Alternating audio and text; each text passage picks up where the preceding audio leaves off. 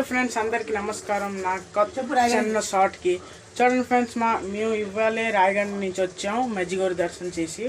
ఇవాళ చూడండి మేము పడుకొని లేచాం. మా అమ్మ మధ్యాహ్నం అన్నం చేసింది, పక్కల అన్నం తినేసాం.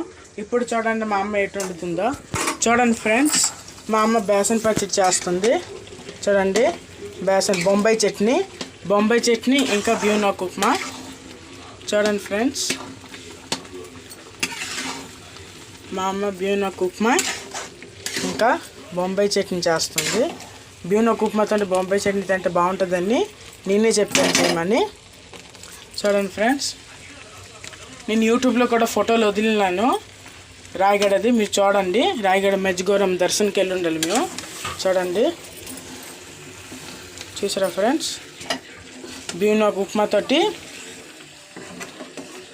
బొంబాయి చట్నీ మస్తు ఎగిరిపోతుంది. చూడండి ఫ్రెండ్స్, అయిపోయింది బేసన్ పచ్చడి రెడీ. ఇది కొంచెం ఉడికిపోయిన తర్వాత అయిపోతుంది. చూడండి, అయిపోయింది. Okay friends, please Kittu Sangeetha ఎక్స్ప్రెస్కి లైక్, షేర్, సబ్స్క్రైబ్ చేయండి.